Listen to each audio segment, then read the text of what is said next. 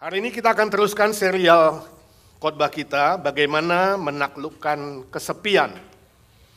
Mari kita membaca firman Tuhan bersama-sama hari ini dalam Injil Lukas pasal 19 ayat 1 sampai ke 10. Demikian firman Tuhan, Lukas 19 ayat 1 sampai 10, 1, 2, 3. Yesus masuk ke kota Yeriko dan berjalan terus melintasi kota itu. Di situ ada seorang bernama Sakeus, kepala pemungut cukai, dan ia seorang yang kaya. Ia berusaha untuk melihat orang apakah Yesus itu. Tetapi ia tidak berhasil karena orang banyak, sebab badannya pendek. Maka berlarilah ia mendahului orang banyak, lalu memanjat pohon ara untuk melihat Yesus yang akan lewat di situ. 5. Ketika Yesus sampai ke tempat itu, ia melihat ke atas dan berkata, "Sakeus, segeralah turun, sebab hari ini aku harus menumpang di rumahmu." Lalu Sakeus segera turun dan menerima Yesus dengan sukacita. Tetapi semua orang yang melihat hal itu bersungut-sungut, katanya, ia menumpang di rumah orang berdosa. 8. Tetapi Sakeus berdiri dan berkata kepada Tuhan, "Tuhan, setengah dari milikku akan kuberikan kepada orang miskin. Dan sekiranya ada sesuatu yang kuperas dari seseorang, akan kukembalikan 4 kali lipat." Kata Yesus kepadanya, "Hari ini telah terjadi keselamatan kepada rumah ini, karena orang ini pun anak Abraham." 10. Sebab anak manusia datang untuk mencari dan menyelamatkan yang hilang. Saudara, suatu hari dalam sebuah konferensi keluarga, ada seorang ibu atau wanita yang bercerita, bersaksi bagaimana dia bisa mendapatkan jodoh, mendapatkan seorang suami. Dia katakan dia ke gereja mendengar pendeta berkhotbah. Dan pendeta itu berkata, Tuhan kita Tuhan yang ajaib, yang melakukan mujizat. Dan iman kepada Tuhan haruslah disertai dengan perbuatan. Ibu itu mengatakan, setelah dengar khotbah itu saya pulang, lalu saya membeli 1 setel jas laki-laki. Lalu saya taruh di samping ranjang saya, tempat tidur. Dan setiap malam saya berdoa, Tuhan, isilah jas ini dengan seorang laki-laki yang cakep dan baik untuk jadi suamiku. Ajaib sekali, gak lama kemudian Tuhan memberikan saya seorang pria. Dan hari ini saya punya suami yang baik, yang sungguh-sungguh mengasihi saya. Tuhan kita memang sungguh ajaib dan luar biasa. Dia bisa menjawab doa melampaui apa yang kita pikirkan dan doakan. Nah, pendeta yang menceritakan kesaksian itu, ya, di gerejanya, hari itu ada seorang ibu yang biasa ke gereja tapi absen. 2 minggu kemudian ibu itu masuk ke gereja, dia bilang sama Pak Pendeta, "Pak Pendeta, saya kira anak saya sakit, saya mau konseling nih, gimana hadapinya?" Lalu Pak Pendeta bilang, "Sakit apa?" "Anak laki-laki saya, Pak, yang masih single itu. Dia itu membeli sebuah bikini dan dia taruh di samping ranjangnya. Sudah 2 minggu ini, saya bingung ini kenapa?"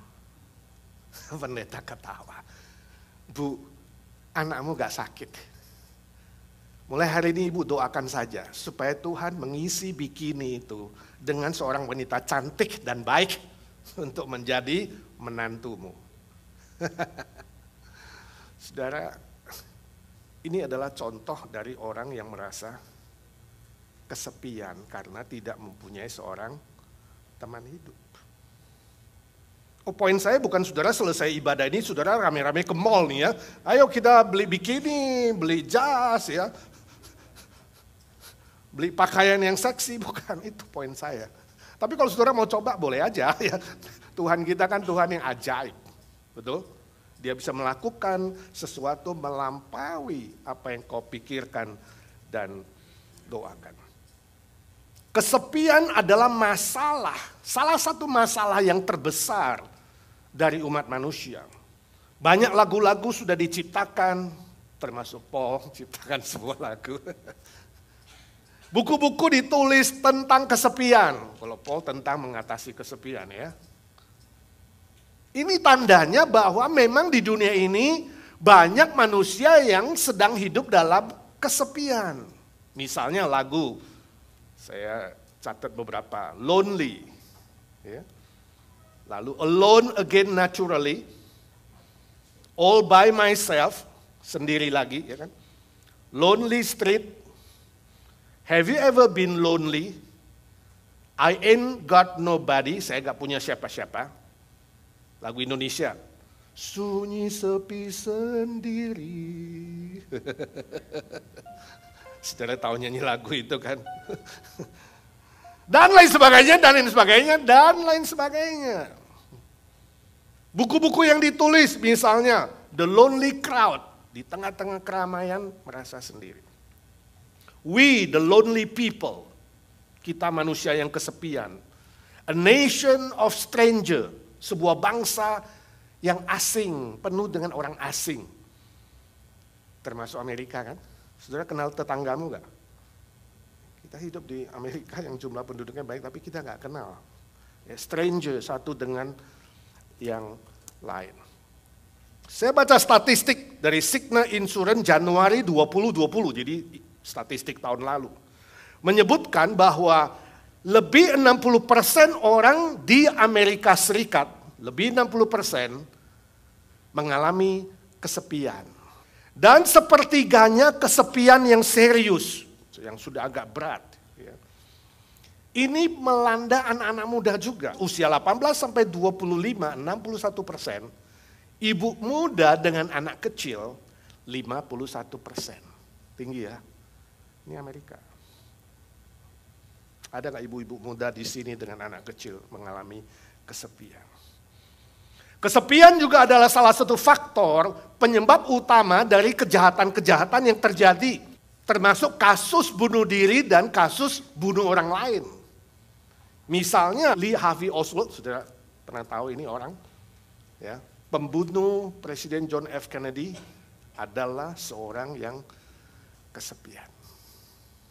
Yang serius. Saudaraku yang kekasih, sebenarnya kesepian itu tidak ada hubungannya dengan hidup sendiri. Banyak orang yang hidup sendiri tapi tidak kesepian. Ada orang yang hidup gak sendiri, punya teman, punya keluarga, suka rame-rame, suka pesta-pesta, tapi hatinya kesepian. Jadi kesepian sekali lagi tidak ada hubungannya dengan hidup sendiri.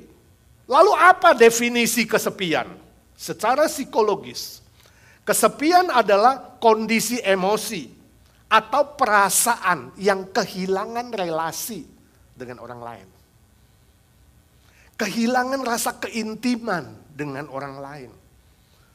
Tidak ada rasa dimiliki dan memiliki. Gak ada. Ya. Sebuah kondisi yang terputus dari pengertian orang lain, terputus dari dukungan atau support dari orang lain. Perasaan ditinggalkan sendirian, walaupun rame-rame. Ibarat orang yang hidup di dalam sebuah tempurung, atau hidup di dalam sebuah kulit kerang. Itulah kesepian. Secara Alkitab, kesepian adalah sebuah kondisi hati yang kosong, hampa, atau terisolasi dari cinta kasih.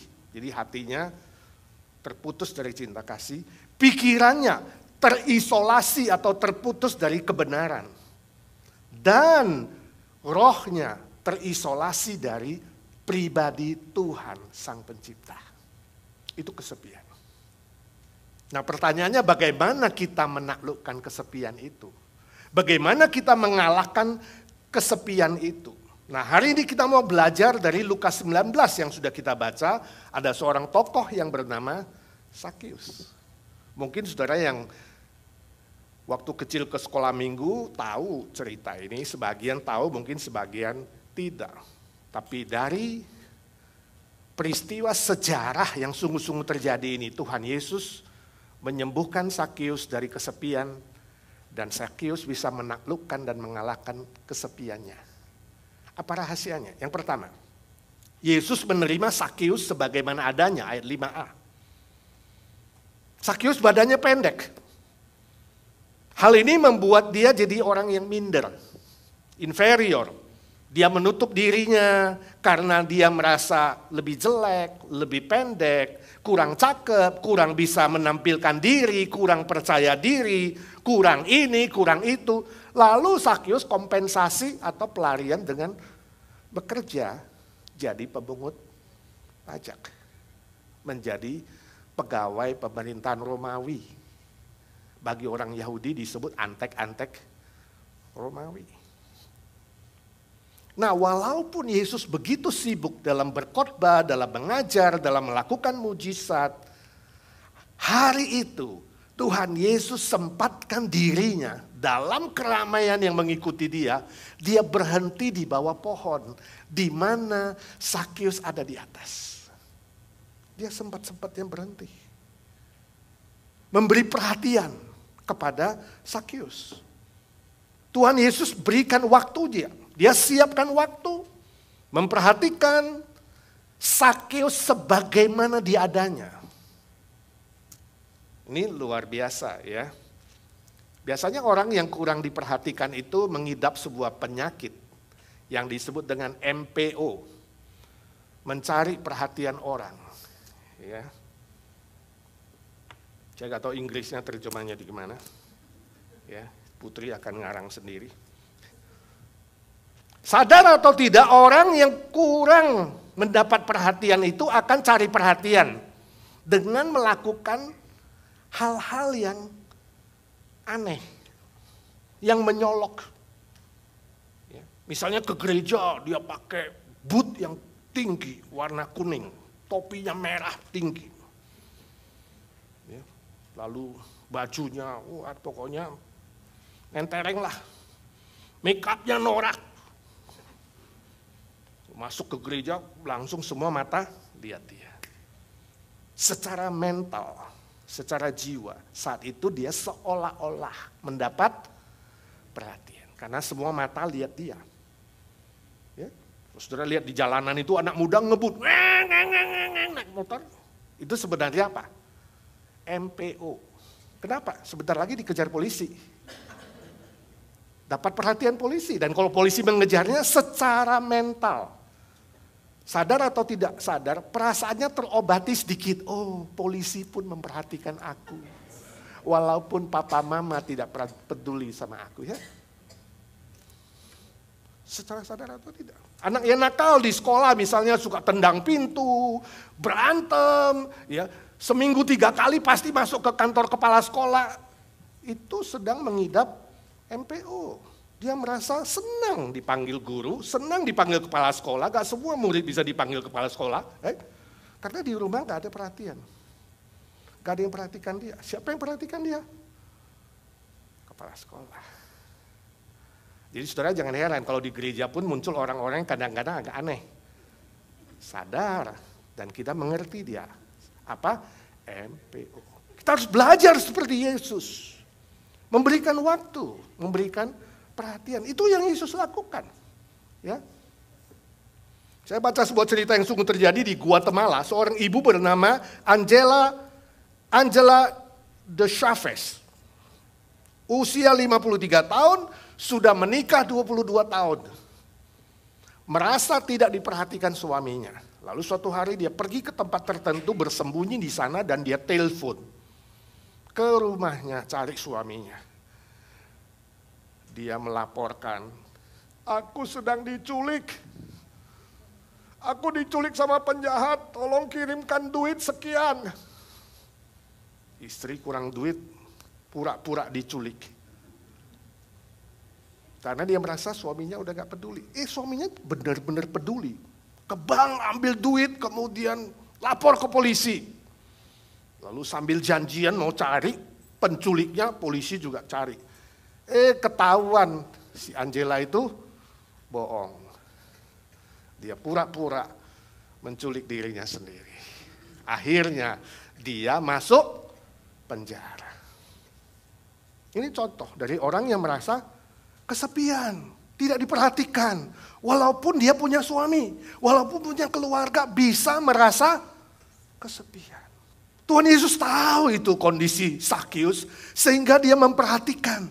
Saya gak tahu hari ini sudah merasa kesepian gak? Ingat, Tuhan Yesus memperhatikanmu, peduli padamu sebagaimana kamu adanya. Sesuai dengan keadaanmu. Walaupun hari ini saudara mungkin merasa kurang. Oh, saya kurang cakep. Oh, saya kurang tinggi. Oh, saya kurang putih. Oh, saya kurang mulus. Oh, saya kurang kaya. Merasa minder. Mungkin saudara merasa itu dibandingkan dengan orang lain. Jangan coba bandingkan. Tapi ingat, sebagaimana keadaanmu dan kondisimu, Tuhan Yesus memperhatikan kamu. Peduli sama kamu. Sebagaimana kamu adanya. Ingat saudara, nilai atau harga dirimu tidak tergantung dari kondisi fisikmu. Mata mau sipit kek, mau mata jengkol kek, hidung mau mancung kek, atau pesek kek, bibir mau tebal kek, mau tipis kek, gigi ompong kek, gigi palsu kek, hitam putih, tua muda, sekolah tidak sekolah. Semua manusia sama di hadapan Tuhan. Amin. Sebagaimana kondisi kamu.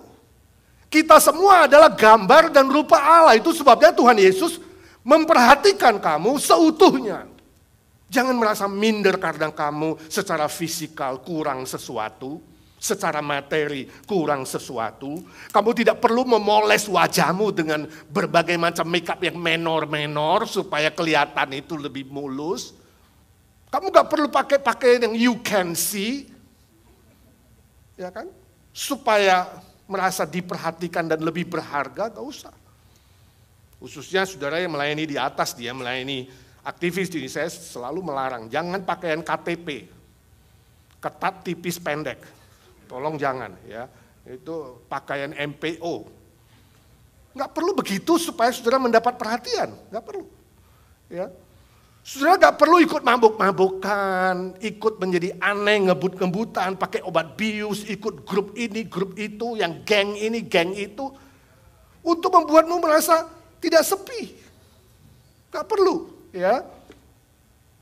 Saudara tidak perlu juga, khususnya yang takut tidur sendirian, gak perlu tidur sembarangan dengan siapa saja. Itu manusia hari ini. Karena takut sendirian, tiap malam ganti pasangan terus. Ingat, Tuhan Yesus menerima saudara, memperhatikan saudara, sebagaimana adanya saudara. Penerimaan dan penghargaan dan perhatian Tuhan Yesus inilah obat untuk menyembuhkan kesepianmu, menaklukkan kesepian saudara. Yang kedua, Yesus memulihkan nilai kemanusiaan Sakius, 5b. Sakius adalah kepala pemungut cukai, jadi bukan asal pemungut cukai, kepalanya, pimpinannya, pasti dia seorang yang pintar. Seorang administrator yang hebat, ya. Dia dipercaya sebagai kepala pemungut cukai oleh penjajah Romawi, yang mengambil pajak dari rakyat. Orang hebat. Ya. Pasti dia sangat sibuk juga, sebagian besar orang membenci dia, pasti ada sebagian juga teman-teman yang pengen deket supaya bisa ya mendapatkan fasilitas mungkin dan lain sebagainya. Saking sibuknya Sakius, dia terhilang dari pekerjaannya. Seolah-olah menikah dengan pekerjaannya karena kesepian. Hari ini ada orang begitu ya, sepi lalu waduh kerja mati-matian, 18 jam, 20 jam, workaholic. Dia kira bisa mengatasi kesepiannya, padahal tidak. Ya, dia seorang yang sangat sibuk. Tapi pekerjaan Sakius pada umumnya pemungut cukai itu sangat-sangat dibenci oleh orang Yahudi. Dia dianggap koruptor, bekerja sama dengan penjajah yang adalah musuh rakyat. Dia dianggap pengkhianat secara sosial, relasi dengan manusia. Sakyus itu ditolak, diabaikan, dan dibuang, dicampakkan. Pemungut cukai itu disebut kotor, najis, haram. Itu pemungut cukai. Ibarat orang sakit kusta. Oh, dia tidak boleh, tidak diizinkan masuk ke bait suci. Dia juga tidak boleh masuk ke rumah orang Yahudi. Saudara bayangkan kalau saudara dibuang dan dicampakkan seperti itu dari masyarakat. Betapa sepinya hati itu. Betapa kosongnya hati itu. Perasaan rendah. Perasaan seperti binatang.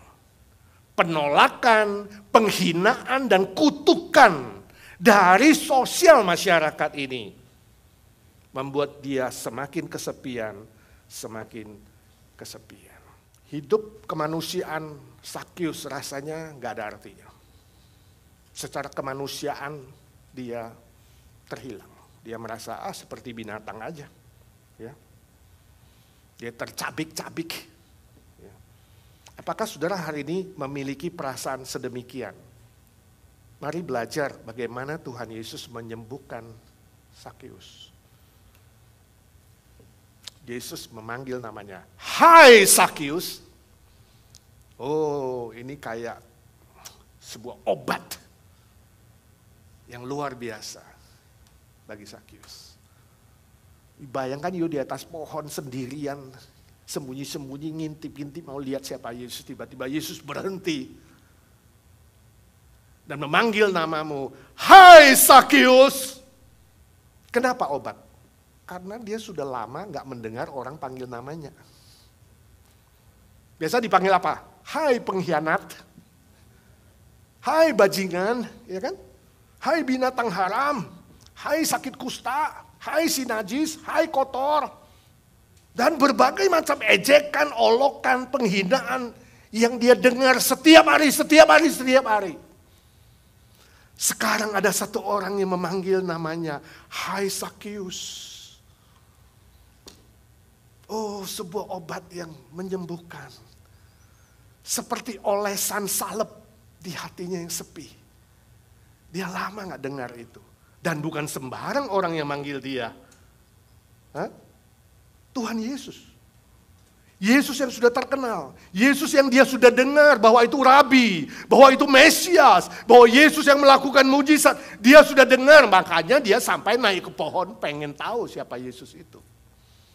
Dan Yesus yang dia rindukan itu sekarang memanggilnya apa?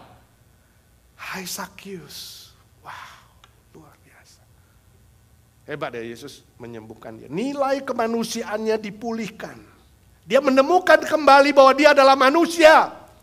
Manusia seperti orang Yahudi lainnya. Manusia yang bernama Sakyus. Apakah saudara pernah merasakan perasaan seperti ini? Secara sosial relasional terputus, saudara merasa rendah, merasa terhina, ya. Lalu yang saudara dengar ejekan, ya, olokan, nickname yang dikasih ke saudara, si hitam lah, si dekil lah, si dodol lah, apalagi gue gak tahu terlalu banyak, mungkin saudara punya. Ingat, Tuhan Yesus gak pernah memakai itu, dia akan panggil namamu, dia akan mengangkat nilai kemanusiaanmu. Karena engkau diciptakan serupa dan segambar dengan Allah. Mungkin juga saudara saat ini gak seperti itu terima nickname, tapi saudara mungkin terlalu sibuk larut dalam pekerjaan saudara. Workaholic. Ya, ikut-ikutan dengan orang dunia mengatakan motonya cuma satu, pemburu dolar. Kerja mati-matian, sibuk, larut dengan kerjaan, workaholic. Punya keluarga tapi seperti gak punya keluarga, punya relasi seperti gak punya relasi. Karena saudara hanya berelasi dengan materi, dengan uang, dengan kerjaan. Dengan nomor-nomor, bos gak ingat nama kamu, walaupun kamu begitu setia sama bos, dia cuma ingat nomor kamu. Kamu pegawai nomor berapa ya? Hari ini semua diingat dengan nomor-nomor saja. Relasimu dengan keluarga, rasanya terputus, relasimu dengan sahabat sepertinya terputus, relasi dengan teman gereja terputus, saudara sendiri, padahal saudara punya semua-muanya. Mungkin saudara adalah orang seperti itu. Ingat, Tuhan Yesus mengangkat kemanusiaan saudara. Bangkit kembali. Jangan hidup seperti binatang. Makan, minum, ya.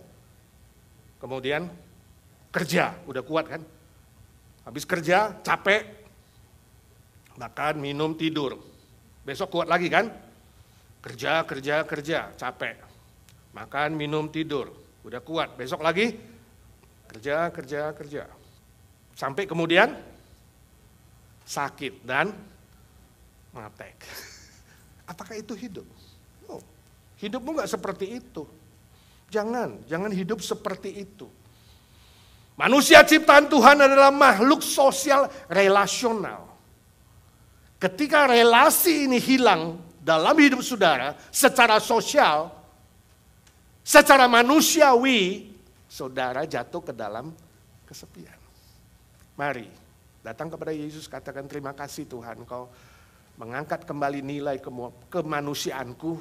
Aku mau hidup seperti manusia ciptaanmu Tuhan. Berdiam diri sejenak di hadapan Tuhan. Pikirkan seperti Sakius, dengarkan seolah-olah Tuhan memanggil namamu. Dia memanggil namamu. Dia mengetuk di pintu hatimu. Dan Yesus bilang, barang siapa yang mendengar suaraku dan membukakan pintu, aku akan masuk. Dan aku akan makan bersama-sama dengan dia. Dan dia bersama-sama dengan aku. Relasional. Itu obat. Relasional. Dengan Tuhan Yesus, anak manusia yang datang ke dunia, yang mau berelasi dengan saudara. Nah, hasilnya apa? Ayat 6. Sakius menerima Yesus dengan sukacita. Ketika Sakius merespon positif terhadap panggilan Yesus, Tuhan curahkan sukacita di dalam hatinya. Kesepian diganti dengan sukacita. Gak sedih, gak kecewa, gak sepi lagi, sukacita. Luar biasa. Itu bukan sukacita biasa, sukacita dari sorga, itu hasilnya. Maukah saudara hari ini dipulihkan dari kesepianmu? Respon dengan positif ketika kamu mendengar bisikan Tuhan Yesus mengetuk di hatimu, memanggil namamu. Suatu kali di tahun 1808, saya baca cerita yang lama. Ada seorang bapak yang wajahnya lesu, muram, sedih. Ya. Dia datang kepada seorang dokter psikiatris, dokter yang terkenal. Ini terjadi di Manchester, England. Dokternya bernama Dr. James Hamilton. Sangat terkenal sebab dokter ini adalah salah satu dokter kerajaan Inggris. Dia cari dokter yang paling bagus untuk berkonsultasi. Wajah bapak itu sangat-sangat lesu dan muram dan gelap. Lalu dokter itu bilang, "Pak, saya lihat wajahmu begitu muram dan gelap. Apa yang terjadi dengan kamu? Apakah kamu sakit?" "Ya, saya sakit dokter, itu sebabnya saya cari dokter." "Kamu sakit apa?" "Sangat sulit dijelaskan. Hati saya sangat sedih. Hati saya kosong. Saya rasa hidup ini hambar dan tidak ada artinya. Tidak ada siapa-siapa yang peduli dengan aku. Aku merasa ditinggalkan." Lalu dokter bilang, "Ya, memang berat, sangat berat dokter. Di hadapanmu sekarang aku rasanya pengen mati." Dokter bilang, "Jangan mati dulu. Penyakit begitu tidak membawa kematian." "Lalu apa yang harus saya lakukan?" "Kamu harus keluar rumah. Jangan mengurung diri. Keluar rumah. Saya usulkan, malam ini kamu lihatlah pas di daerah kota kita ini ada pertunjukan sirkus yang terkenal. Di situ ada seorang badut yang sangat lucu. Tiap malam dia menghibur orang, membuat orang tertawa terbahak-bahak. Lihat dia namanya Grimaldi. Lalu bapak itu bilang sama dokter, "Dok, kamu jangan guyonan dong sama saya. Sayalah Grimaldi."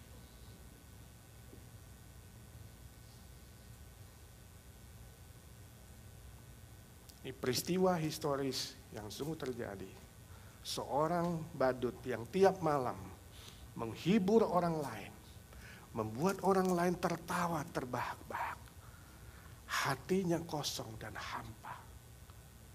Merasa gak ada artinya. Merasa pengen mati. Merasa gak ada yang peduli dengan dia. Padahal ribuan orang menyaksikan tiap malam, saudara. Ribuan orang datang seolah-olah pengen dihibur. Tapi dia merasa terputus. Sebab apa? Hatinya kosong. Saudaraku, saya tidak tahu terjadi dengan apa saudara selama ini. Ya.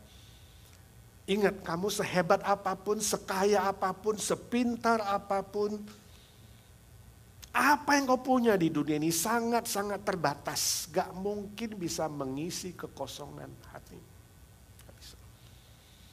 Kau membutuhkan Tuhan Yesus, Sang Penciptamu. Hanya pencipta dan ciptaan bisa menjadi sebuah pasangan yang klop, sudah mengerti gak? Compatible, klik gitu. Hati kita ketika diisi dengan cinta kasih Tuhan Yesus itu seperti klik gitu. Kita menemukan kepuasan. Kita menemukan sukacita sejati. Kita menemukan kebahagiaan sejati. Kita menemukan nilai hidup dan harga diri yang sesungguhnya. 100%. Sebab roh yang ada di dalam kita sempurna, Sang Pencipta itu sempurna. Itu obat yang ketiga. Selanjutnya kita melihat Yesus menyelamatkan Sakius. Bukan saja mengangkat nilai kemanusiaannya secara manusiawi, tapi secara sorgawi, secara rohani, Yesus menyelamatkan dia. Yesus mengatakan, hari ini telah terjadi keselamatan dalam rumah ini. Oh, bukan hanya Sakius, dia dan seisi rumahnya selamat. Sebab orang ini pun adalah anak Abraham, bapak orang beriman. Istilah keselamatan di sini artinya rohnya menerima jaminan hidup kekal, dia menerima pengampunan dosa dari Tuhan Yesus. Dan anak Abraham di sini artinya dia seorang yang beriman kepada Tuhan Yesus. Jadi dia bukan saja bersyukur menerima Yesus, dia beriman percaya kepada Tuhan Yesus. Itu membuat dia menjadi anak Abraham. Sakius diselamatkan karena iman. Dan relasinya dengan Tuhan Yesus memberinya sukacita dan kebahagiaan yang memulihkan kesepiannya. Lawan kata dari kesepian bukan keramaian. Lawan kata dari kesepian adalah apa? Relasi cinta dengan Tuhan. Ini. Kalau saudara punya relasi cinta dengan Tuhan, saudara diselamatkan, saudara sungguh-sungguh beriman. Ingat, kekristenan bukan hanya agama, bukan etika, walaupun kita ada etika, walaupun disebut salah satu agama Kristen. Tapi kekristenan adalah apa? Relasi dengan Kristus. Ketika saudara beriman dan menerima, rohmu berelasi dengan roh Yesus Kristus, kamu diselamatkan. Dan semua kesepianmu dilenyapkan oleh Tuhan. Puji Tuhan, Tuhan Yesus mau datang mati dan bangkit buat kita. Puji Tuhan, dia Mesias. Walaupun Sakius belum lihat salib dan kebangkitan, dia percaya imannya ke depan. Kita imannya ke belakang. Kita sudah melihat fakta sejarah, Yesus mati dan bangkit. Harusnya iman kita lebih kuat, lebih besar dari Sakius. Amin. Karena kita ada bukti historis, Sakius tidak ada. Permisi tanya, sudahkah saudara diselamatkan? Sungguh-sungguh 100%, yakin 100% tanpa ragu. Yakin 100% tanpa ragu dosamu diampuni. Kalau malam ini engkau harus meninggal dunia, kamu tahu dosamu diampuni bersih. Kamu tahu namamu ada di dalam kitab kehidupan. Kalau belum yakin, masih ragu-ragu, Terima Tuhan Yesus menjadi juru selamatmu, beriman kepadanya sungguh-sungguh, terima salibnya yang mengampunimu, terima kebangkitannya yang menggaransi hidup kekal bagimu. Hari ini juga terima, jangan tunda. Seperti Sakius yang rendah hati. Sebab Yesus anak manusia itu datang untuk mencari dan menyelamatkan yang terhilang. Orang yang kesepian adalah orang yang terhilang. Secara manusiawi, secara sorgawi. Tapi Yesus datang untuk memulihkan itu dan menyelamatkan saudara. Tapi bila saudara mengatakan, Pak saya yakin 100% saya sudah menerima percaya Tuhan Yesus dan saya diselamatkan. Permisi tanya, buktinya apa? Ada buktinya enggak? Waktu Sakius mengundang Tuhan Yesus ke rumahnya, Yesus mengatakan aku mau tinggal di rumahmu, dan kemudian Yesus tinggal di rumahnya. Tidak jelas apakah nginep satu malam, tapi yang pasti makan malam. Ya kan? Dinner di provide.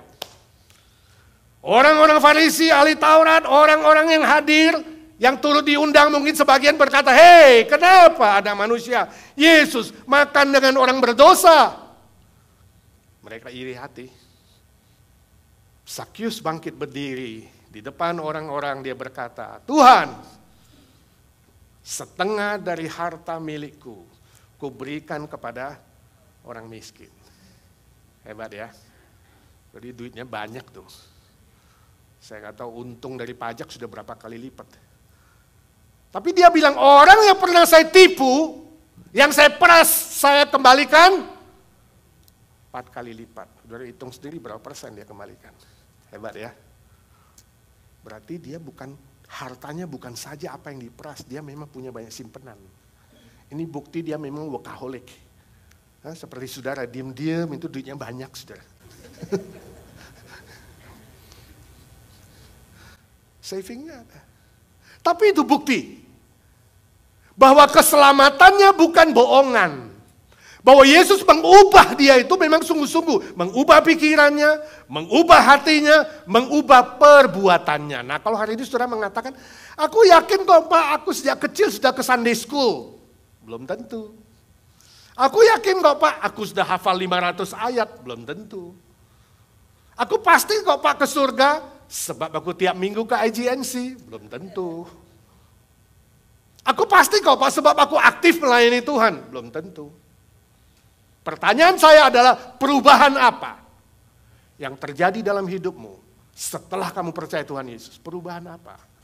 Yang baik, yang benar, sesuai dengan firman-Nya. Ada perubahan enggak? Atau kamu terus nyanyi lagu lama, aku seperti yang dulu. Barang siapa di dalam Kristus, dia adalah ciptaan yang baru. Yang lama sudah lewat, berlalu, yang baru sudah datang. Mari kita belajar koreksi diri masing-masing. Tuhan, ubah hidupku. Kalau tidak seperti Sakius, minimal 1/10-nya Sakius lah. Ya.